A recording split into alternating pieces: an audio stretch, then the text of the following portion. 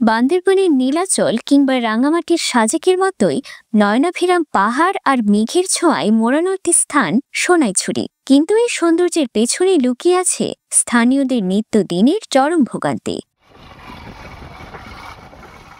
রামুর রাজারকোল পাঞ্জিখানা থেকে সোনাইছড়ি পর্যন্ত সংযোগ সড়কটির বেহাল অবস্থা যেন এলাকাবাসীর জীবনে দুর্ভোগের আরেক নাম।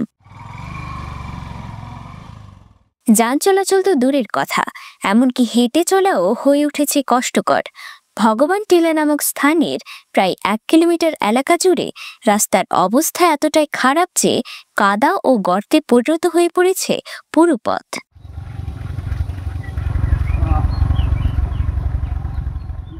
সবচেয়ে বেশি দুর্ভোগে পড়েছেন দিনমজুর ও কৃষকরা। রাস্তা বন্ধ হয়ে যাওয়ায় তাদের 4 কিলোমিটার হেঁটে পণ্য নিয়ে পাঞ্জিখানা বাজারে যেতে হচ্ছে প্রতিদিন। স্থানীয়দের অভিযোগ, সামান্য বৃষ্টিতেই রাস্তা একেবারে চলাচলের অনুপযোগী হয়ে পড়ে। রোগী পরিবহন তো দূরের কথা, প্রয়োজন হলে কাঁধে করে নিয়ে যেতে হয়। আপনার একটু সামান্য বৃষ্টি হলে আমাদের যাতায়াতটা অনেক দুর্ভোগ।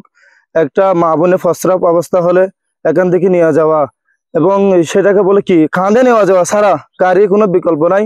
আরেকটা সড়ক ছিল মনিরঝিলে, ওইটাও এরকম অবস্থা, ব্রিজ ভেঙে গেছে, দীর্ঘদিন ওইটাও পড়ে আছে। আমরা তো দীর্ঘদিন ধরে ইল্লা কষ্ট পাত আছি, মানে বর্ষা তাইলে ইল্লা কষ্ট পাত ওইলে গাড়ি গুলেরি জাগা করে গুলিলে চুরু লই যাবই, কিছু মালামাল আনতে গেলে হাঁটে পার করা পরে দীর্ঘদিন ধরে মানে ইল্লা আমরা ভুক্ত কি আনলই। সোনাইছড়ি যাওয়ার জন্য প্রতিদিন আমরা সকাল বিকাল প্রতিদিন যাইতে হয়, 3 কিলোমিটার আগে যেতে হয়। কষ্ট পাচ্ছি, গাড়ি জার্নি ফুট, এখানে অনেক কষ্ট।